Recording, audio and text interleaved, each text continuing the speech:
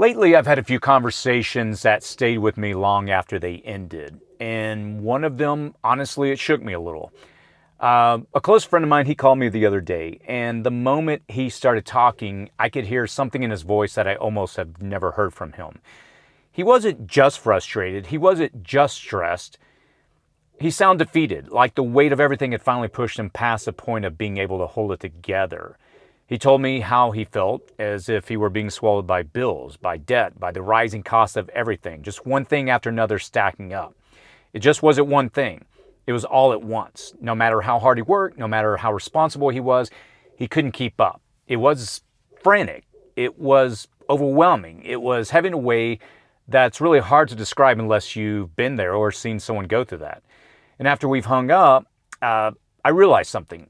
I'm hearing that same desperation from so many people right now. Some are quiet about it, while others can't help but let it spill out.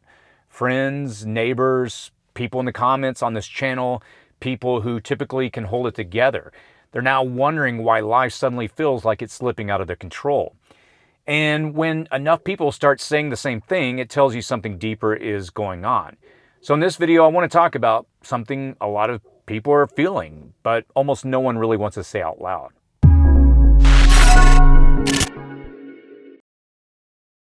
If you're new to this channel, my name is Chris, and on this channel we discuss emergency preparedness, aka prepping.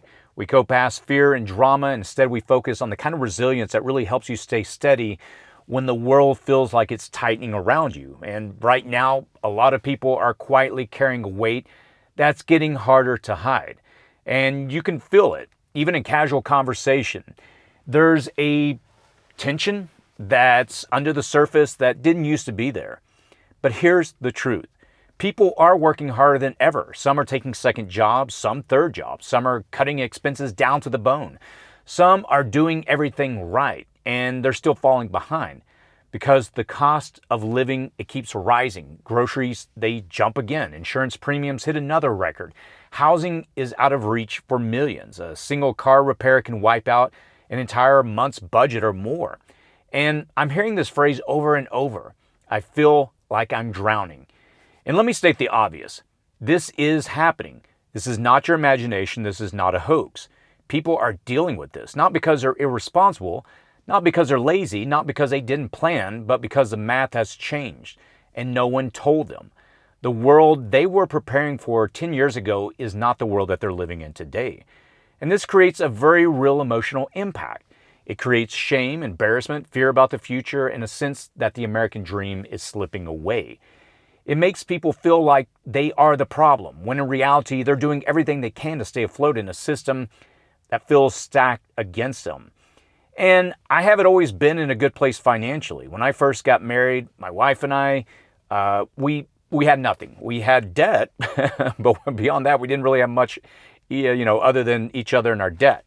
But we were young, and then right as we were trying to build our lives, the Great Recession of 2007 hit. And money, it got really tight. Opportunities were limited. Entire industries were collapsing, and the pressure, it felt suffocating. But something I'm incredibly grateful for is the example that my father set for me when I was growing up. He modeled what real work looked like. Not hustle culture, not burnout, but responsibility, consistency, quiet determination, doing what needed to be done even when life got hard. And there wasn't complaining. There was no self-pity that I heard from him. Instead, I saw just a steady focus on providing and moving forward. And during that early part of my marriage, when everything felt heavy, I found myself leaning on that example more and more. I sat down, I found a plan, I built on it, and then I committed to it. And for us, we had to cut expenses and paid off a lot of debt that was, at the time, very overwhelming. And we stuck to a budget. We made sacrifices. And eventually, I started a business so I could change my income potential at a time when we were barely scraping by. And it was not glamorous. It wasn't quick, but it was possible. And that plan gave me direction during a time when everything else felt uncertain. Now, I want to be clear about this. I'm not pretending that 2025 is anything like 2027. Things are more expensive now. The cost of living compared to wages has skyrocketed since 2007. People are more stretched now. The economic landscape is a different world entirely. But the principle remains the same. Even in overwhelming times, you're not powerless. You can take steps, even small ones, that change the trajectory of your life. Now, the steps might look different today, and the starting point might feel harder, but the idea of taking ownership one step at a time, it still matters.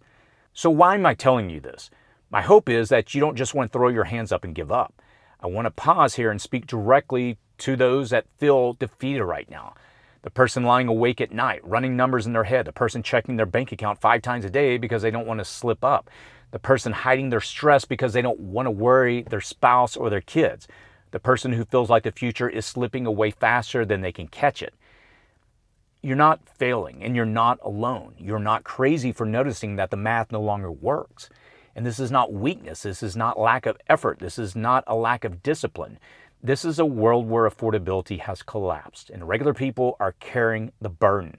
And the people who are hurting the most are the ones who are trying the hardest. So what do we do? Preparedness, real preparedness, it's not about fear. It's not about reacting to every headline. It's about creating stability when the world stops feeling stable. So let's ground this in something practical and realistic, not just motivation, but action. My encouragement is first, focus on progress, not perfection.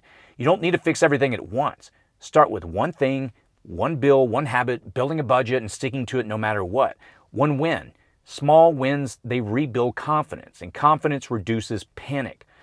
Emotions can work for you or they can work against you. In this case, I would encourage you to use emotion to work for you as you begin to build success. Second, build life skills that reduce dependence. Cooking from scratch, fixing things, growing even a little food.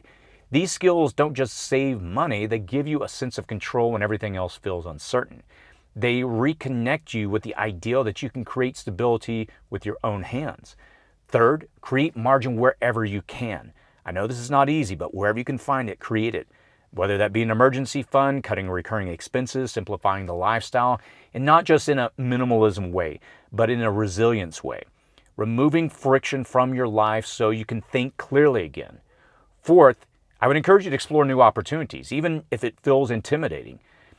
Sometimes the path forward is not cutting more, it's earning differently. A skill you haven't used in a year, a business idea that you shelved, a trade that you could learn, a service you could offer. For me, in 2007, I started doing web development. I had no background in it. My undergrad was in microbiology, but I decided, you know what? It's a technical skill set that I think I could learn. And I started getting books. I started going online. I learned. You're not stuck. I just want you to hear this. You have options, even if they're uncomfortable at first. And sometimes that feeling that feels the most uncomfortable is exactly the thing that opens the next door. Fifth, protect your mental space. You can't make good decisions in a state of panic. Step back, breathe, give yourself permission to rest. Your mind is a part of your preparedness. A calm mind, it can see options that a frantic mind cannot. I don't know how many times I've had to just step back from the issue, the problem in front of me. I used to jog most of my life, and most solutions came to me when I would go out on a jog, when my mind was at ease, when I was finally not focused on the problem. My subconscious was able to kick in, and I was able to step out of a stressed out mind, and that's when solutions often came to me. And the same principle applies here. A frantic mind is not going to find solutions. Here's the message that I hope you can hear. Look, I know things are getting harder. They definitely feel that way, and they are. And you're right. Again, they are. Inflation is real. Pressure is real. Despite what all the politicians and spin doctors on TV are telling you, this is happening. People are being stretched in ways they haven't been stretched in decades. But here's the truth I want you to walk away from this video. You are not falling behind because you're failing. You're falling behind because the world has changed and no one prepared you for it.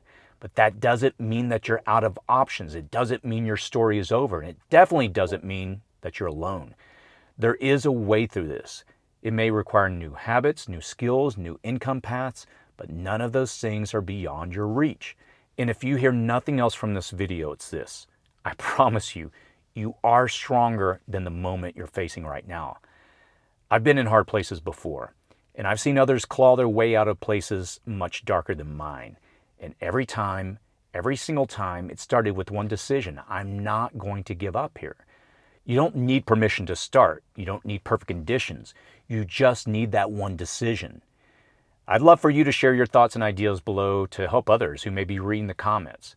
Please post your words of encouragement below, whatever you found. What solution have you used when you've been in this position before?